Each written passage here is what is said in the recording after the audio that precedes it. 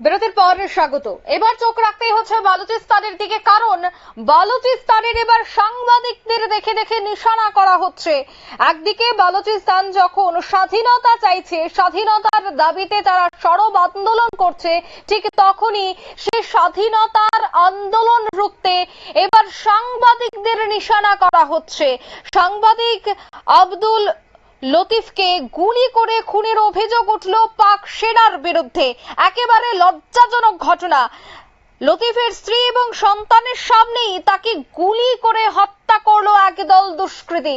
বিস্তারিত সে বিষয়ে জানবো। টেলিফোন লাইনে যুক্ত হয়ে গেছে প্রতিনিধি বিশ্বজিৎ দেব। বিশ্বজিৎ, একদিকে যখন দেখা যায় যে ভারতের পর্যটক, নিরীহ পর্যটকদের উপর হামলা, অন্যদিকে দেখা গেছে বালুচিস্তানের সাংবাদিক, নিরীহ সাংবাদিকদের নিশানা করে একেবারে পরিবারের সামনে গুলি করে মেরে ফেলা হচ্ছে।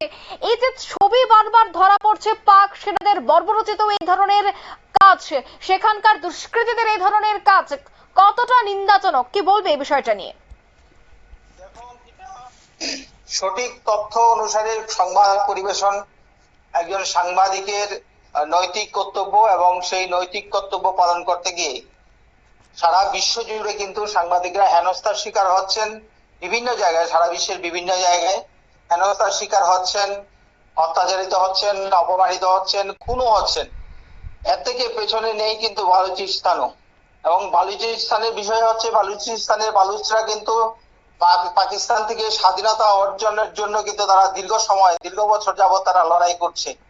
এমন অবস্থা দাঁড়িয়ে বালুচিস্তানের স্বাধীনতা লড়াই রুখতে এবার সাংবাদিকদের নিশানা করলো পাকিস্তান সরকার। বালুচিস্তানের সাংবাদিক আব্দুল লতিফকে গুলি করে খুনের অভিযোগ উঠলো পাক সেনার বিরুদ্ধে। শনিবার লতিফের স্ত্রী সন্তানের সামনে তাকে গুলি করে হত্যা করলো একদল দুষ্কৃতী। অনুমান করা হচ্ছে বালুচিস্তানের মানুষের কণ্ঠস্বর দমনে নারকীয় এই হত্যাকাণ্ড চালানো হয়েছে। এই যে সাংবাদিককে খুন করা হয়েছে, সেই সাংবাদিক আব্দুল লতিফ নিজের প্রতিবেদনে বালুচিস্তানের উপর পাক সেনার যে বর্বরতার তথ্য তুলে ধরতেন সাংবাদিক, যার জেরে পাকিস্তান সেনার নিশানা ছিলেন তিনি, যার জেরে একাধিকবার তার পরিবারকে নিশানা করেছে পাক সেনা। মাস খানেক আগে লতিফের ছেলে সাহেব বালুচ ও তার পরিবারের 7 সদস্যকে জোর করে তুলে নিয়ে যায় পাক সেনা। পরে তাদের মৃতদেহ উদ্ধার করা হয়। এখানে থেমেছিল না পাক সেনা। পরিবারকে নিশানা করার পর এবার সাংবাদিককে হত্যার ঘটনা ঘটলো। দৈনিক ইন্তিখাব এবং আজ নিউজ নামে দুটি সংবাদ মাধ্যমের সাথে তিনি জড়িত ছিলেন। এই সাংবাদিক হত্যার ঘটনায় তীব্র নিন্দায় সরব হয়েছে বালুচ সংগঠনগুলি। বালুচ বিভিন্ন সংগঠনগুলির তরফ থেকে জেলায় জেলায় সেখানে প্রতিবাদ সংগঠিত করা হচ্ছে এই হত্যাকাণ্ডের বিরুদ্ধে। এবং এলাকায় নিজের বাড়িতেই ছিলেন লতিফ। এদিনকার যে রাত 3টে নাগাদ তার বাড়িতে হামলা চালায় কিছু অজ্ঞাত পরিচয় দুষ্কৃতী। সেখানে স্ত্রী ও সন্তানের সামনে হত্যা করা হয়েছে সাংবাদিককে।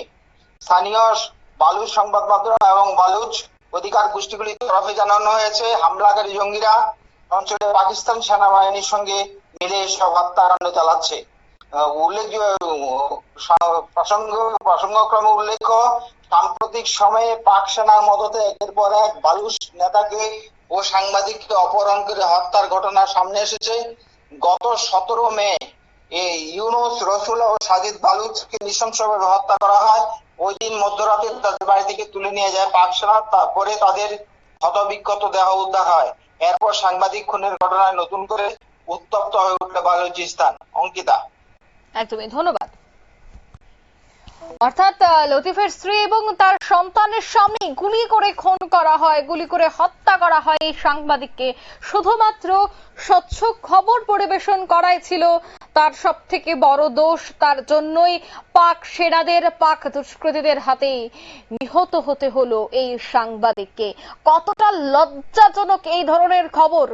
শুধুমাত্র যে ভারত তাদের টার্গেটে তা একদমই নয়, বালুচিস্তান পর্যন্ত তাদের টার্গেটে রয়েছে। হচ্ছে বালুচিস্তান যখন তাদের দাবি আদায়ে অনড়, তখন যে সাংবাদিকরা সঠিক তথ্য তুলে ধরার চেষ্টা করছিল, সেই সাংবাদিকরা যেন সঠিক তথ্য তুলে না ধরতে পারে, পাকিস্তানের কাচ্চা চিঠ্ঠা যেন খুলে ধরতে না পারে, পাকিস্তানের কালো সত্য যেন তুলে ধরতে না পারে, তার জন্যই সাংবাদিকদের উপর এবার নির্মম অত্যাচার, খুন করা হচ্ছে।